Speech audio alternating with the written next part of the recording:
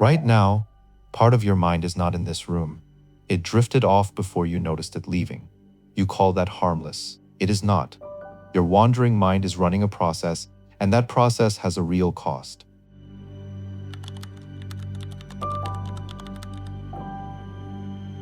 In 2010, two researchers at Harvard set out to answer something simple. How much of life do people actually spend paying attention to it?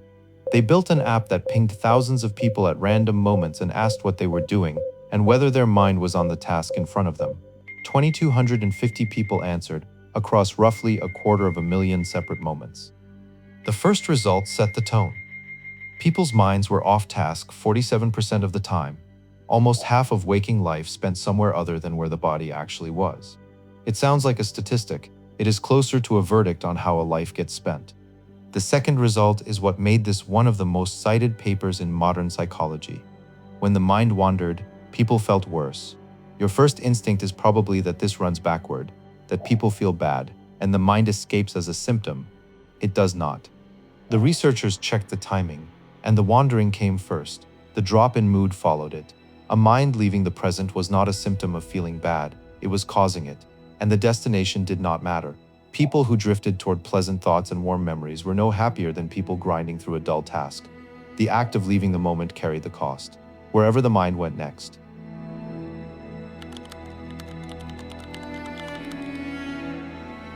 So the question becomes unavoidable. If mind wandering reliably makes us feel worse, why would evolution wire us to do it half the day? For most of the last century, the assumption was simple. A working brain is active, a resting brain is quiet. Focus turns the lights on and idleness turns them off. That picture was wrong. A neurologist named Marcus Reichel kept noticing something in his scans that did not fit. When people finished a task and let their attention go slack, their brains did not go dark. A whole separate network lit up instead. In 2001, he named it the default mode network, and the name is the explanation. It is the mode your brain falls back into the second the outside world stops asking anything of it. And it is not cheap. An idle, wandering brain burns around 95% of the energy a focused one does. Doing nothing costs your brain almost exactly what doing something costs it. Evolution is not sentimental. It does not fund a system that expensive without a reason. So what is it doing? It is thinking about you. The default mode network is the home of self-referential thought, the system that replays your past and rehearses the future you have not reached yet. When your mind wanders, it travels inward toward the self. If this is the kind of thinking you want more of, make sure you are subscribed. There is a lot more coming. That inward system does not run in one direction. It runs in two, and the direction it takes decides whether it sharpens you or quietly damages you.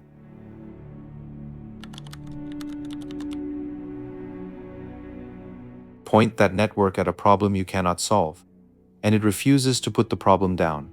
It circles, replaying the same argument, examining the same memory from an angle that never changes anything. Psychology has a precise word for this: rumination. Rumination is convincing because while you're doing it, it feels like problem solving, like you're finally getting somewhere. You are not. The research is consistent. Rumination deepens low mood and makes a problem feel less solvable. In a healthy mind, this is background noise that costs you a slice of an afternoon. In depression, the default mode network does not just activate, it takes over. The wandering stops visiting the self and starts living there. The same drift that costs a healthy person a few lost minutes becomes a loop with the exit painted over. Same mechanism, same network, doing something far more dangerous than wasting an afternoon.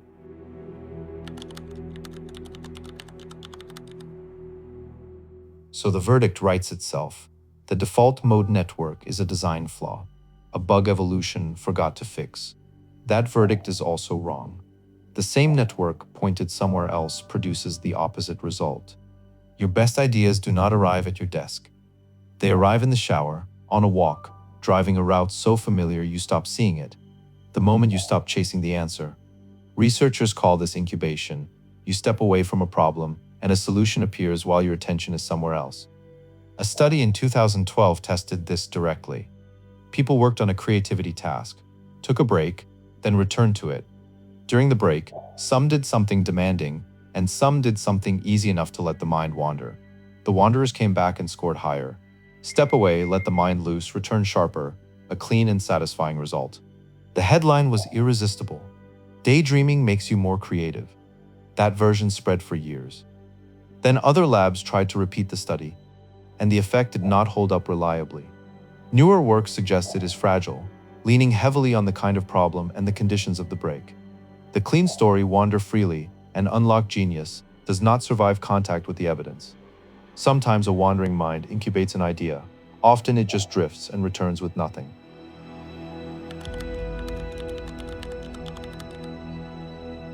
So you are left with a real puzzle. One network, one behavior, two outcomes that have almost nothing in common.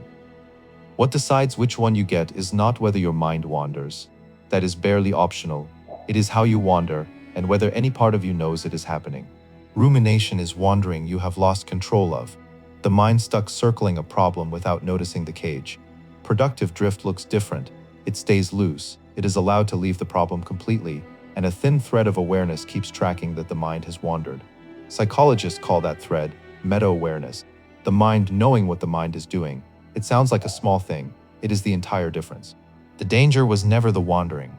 It was wandering blind, losing 30 minutes in the same dark loop and surfacing only when something outside breaks the spell. The person who catches the drift can steer it or stop it. The person who never catches it just gets carried. That is why one mechanism reaches two destinations. Not because the brain is broken, but because attention can be aimed, and most of the time nobody is aiming it. So when you catch your mind somewhere it should not be, do not just drag it back. Stop on the fact that you caught it at all, because that noticing is the rarest move your attention can make. Your mind is going to wander. For nearly half your waking life, it will leave this room, and you cannot switch that off. But there is a difference between a mind that wanders and a mind that wanders unwatched. One is simply being human. The other is how a quiet afternoon becomes a loop you never agreed to enter. The wandering was never the problem. Doing it with the lights off is. Subscribe to Kairos. Think sharper, know faster.